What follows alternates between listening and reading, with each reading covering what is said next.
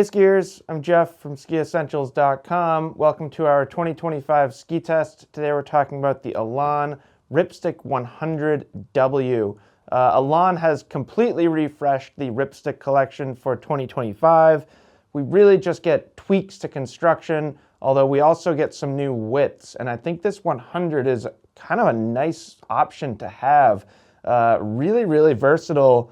I'd say both for an Eastern skier and a Western skier. Its actual application might vary for those different location skiers, but yeah, I just think it's really cool to have a Ripstick 100 right now, and it could just be the name, I don't know, but I'm excited for it.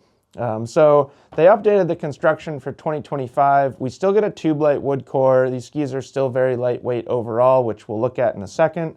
We still get carbon rods. Those are really important for Elan. They're very damp for being so energetic. So basically putting carbon in a three-dimensional application allows for more of that vibration damping, which gives Ripsticks a smoother feel than most skis that use this much carbon.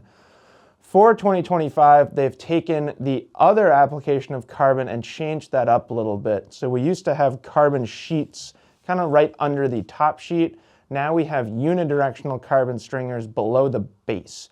A lot going on there, but really the gist of it is you're still getting the performance benefits of carbon, so more of that energy and responsiveness, but you're feeling less vibration by putting it underneath the core. You know, that core is essentially just acting as sort of like an insulating layer for the vibrations between the carbon itself and your body.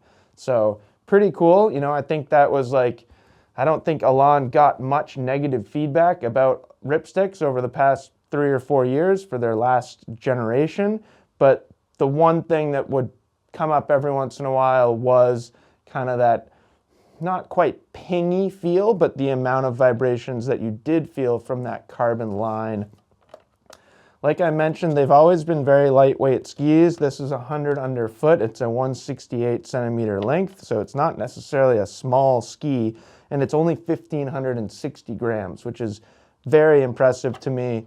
And then Ripsticks they're not the softest skis in the world, but they're on the softer side, and this 100 has just a really nice, round, kind of supple flex pattern to it, with just a touch more flex here in the shovel, which I really like and is a little different than the previous generation. And not only does it give you really easy, smooth turn initiation, but it also increases float too, because the ski is more likely to kind of bend and stay up on top of the surface.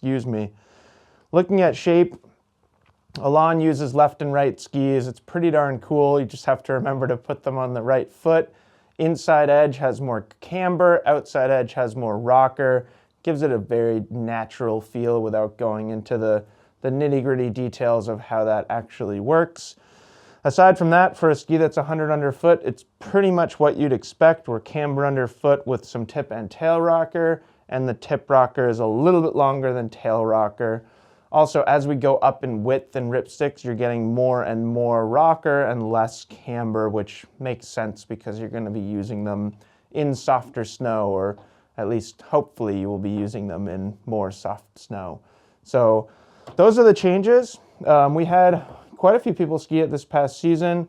One thing that really jumped out to me and kind of like reviewing the feedback and stuff like that is Shannon, who has come to many of our ski tests and has a lot of experience. She is at least adjacent to the ski industry without going into details of her life and relationships. But she skied the Ripstick 100W, and her feedback was impressive. You know, her scores were pretty high across the board.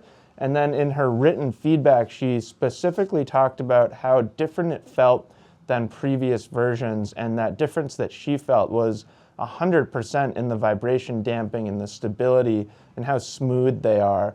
So I definitely think that they've improved the Ripsticks on that side of the spectrum, or on the performance characteristic guide. And I think it's really cool because they improved that side of it without sacrificing anything that made them good in the first place. So the maneuverability, the fun factor, their agility in trees and softer snow and just off-piste situations in general, and just how easy they are to ski. Even this ski that's 100 underfoot, it's pretty darn easy to ski. So you don't have to be like, you know, the world's best skier or like some sort of freeride world tour ripper to enjoy it. But that said, I still think somebody like that would enjoy it, especially with these new versions, because they are just kind of that much more confidence inspiring with their feel. So great skis. That is the Ripstick 100W from Elan for 2025. Let us know if you have any questions about it, and we will see you out there on the slopes.